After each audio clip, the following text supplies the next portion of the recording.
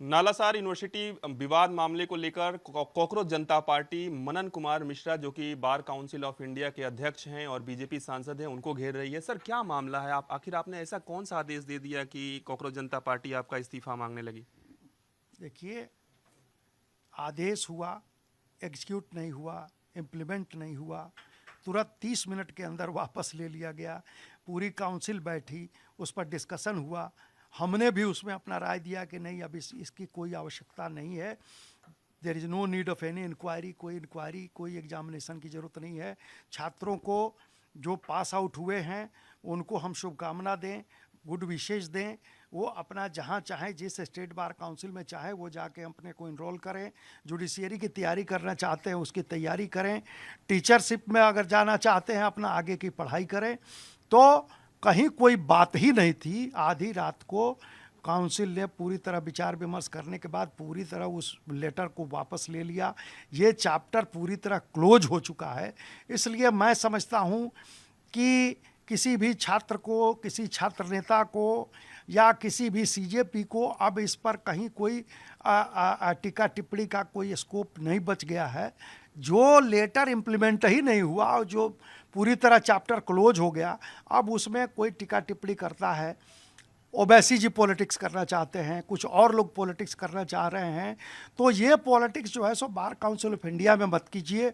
अपनी राजनीति, पॉलिटिक्स, वो जनता को जिस ढंग से अपने को बरगलाना है बरगलाइए ओवैसी जी, लेकिन बार काउंसिल में, वकीलों की राजनीति में, छात्रों की राजनीति में इसमें पढ़ने की ओवैसी जी को आवश्यकता नहीं है। सीजेपी के ही हैं सौरभ दास, वो कह रहे हैं कि मनन कुमार मिश्रा को लेकर डरावनी बातें निकलकर सामने आ रही है। ऐसा कौन सी डरावनी बातें हैं? वो लोग क्या करना चाहते हैं जिससे आप डर जाएंगे, या ऐसी स्थिति कौन सी पैदा करना चाहते हैं? आपको क्या लगता है? नहीं, देखिए, मनन मिश्रा को लेके डरावनी बातें आ रही है अगर कोई कुछ कहता है तो मनन मिश्रा का वो चरित्र और चेहरा भी डरावना तो नहीं ही है। आज कई वर्षों से मैं अगर वकीलों का प्रतिनिधित्व कर रहा हूँ। देश में 25 से 27 लाख के बीच वकील हैं, उनका प्रतिनिधित्व है। हाँ, चूँकि ये डेमोक्रेटिक इलेक्टेड पोस्ट है तो इसमें राजनीति भी होती है। कुछ हमारे दुश्मन लोग भी हैं, कुछ हमारे विरोधी हैं, कुछ हमारे राइवल्स हैं। तो वो कुछ अपना देख रहा हूँ कि तरह तरह की टीका टिप्पणी करते हैं। लेकिन 27 लाख वकीलों में अगर कुछ 100 वकील अगर इस तरह की टीका टिप्पणी करते हैं तो उससे 27 लाख वकीलों के सेहत पे कोई फ़र्क नहीं पड़ता है। हाँ, अगर किसी को कोई कन्फ्यूजन है, वो चाहे सीजेपी के लोग हों, उनके प्रतिनिधि हों, तो हम मिल बैठ के बात करेंगे। कोई कन्फ्यूजन होगा, कोई कम्युनिकेशन गैप होगा तो उसको बैठ के दूर करेंगे।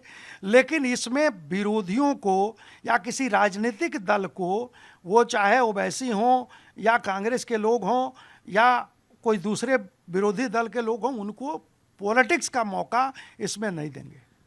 जिस तरीके से जंतर मंतर पर प्रदर्शन हुआ, धर्मेंद्र प्रधान का इस्तीफा भी हो गया, झारखंड में भी प्रोटेस्ट चल रहा है, सीजेपी वाले वीडियो कॉल से बात तो करते हैं लेकिन अभिजीत दीप के वहाँ पर नहीं जा रहे हैं, तो आपको लगता है कि ये सारी चीज़ें पॉलिटिकली मोटिवेटेड हैं और इस वजह से कोई ना कोई पीछे से जो आपका विपक्षी दल है वो बूस्ट कर रहे हैं सीजेपी को? आपको ऐसा अंदेशा है?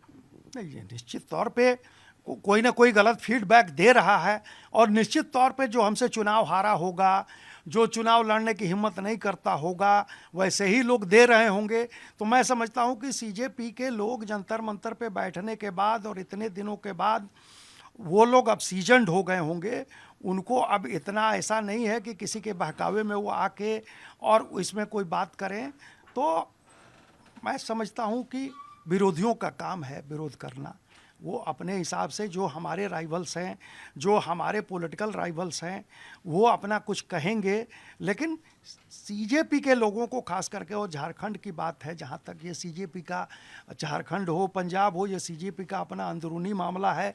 वो क्यों नहीं वहाँ जा रहे हैं, उस पर क्यों नहीं बोल रहे हैं, इसका जवाब तो वो अपना जगह पर अपना देंगे।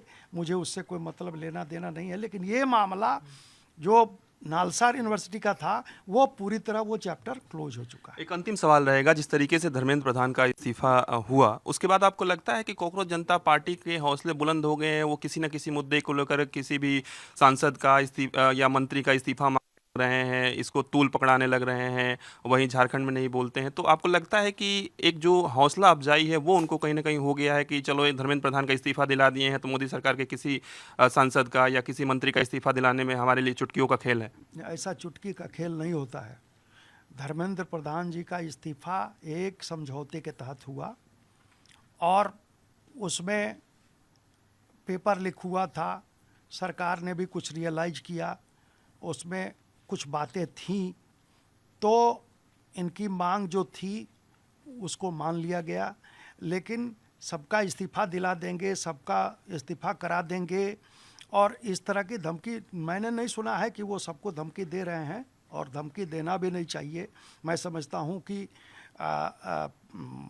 किसी का इस्तीफ़ा इतना आसान चीज़ नहीं है। जो इलेक्टेड लोग हैं, जिसको देश की जनता ने चुन के वहाँ भेजा है, चुनी हुई सरकार है, तो अब धर्मेंद्र प्रधान जी का इस्तीफ़ा किस परिस्थिति में हुआ वो तो अब सरकार बताएगी।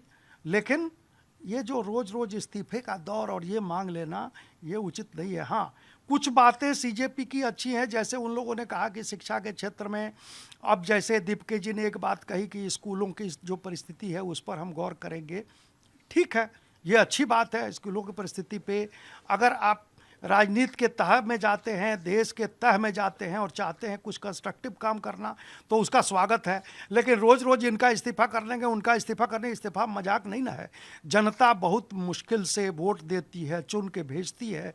इसलिए ये इस्तीफ़े का बात एक हो गया तो हो गया। मैं समझता हूँ कि अब ये सीजेपी के लोग भी समझेंगे इस बात को और सब लोग समझेंगे। विरोधी पक्ष के लोग, अब राहुल गांधी रोज़ कुछ बकवास करते हैं, उस बकवास पर कितना ध्यान जनता देगी और कितना ध्यान सरकार देगी। तो ये सब बातें ध्यान देने की नहीं। धन्यवाद। हमारे साथ बातचीत कर रहे थे मनन कुमार मिश्रा जी, जो कि बार काउंसिल ऑफ इंडिया के अध्यक्ष हैं और भारतीय जनता पार्टी से सांसद भी हैं। वीडियो जर्नलिस्ट दीपक बिष्ट के साथ मैं पीयूष तिवारी, नई दिल्ली।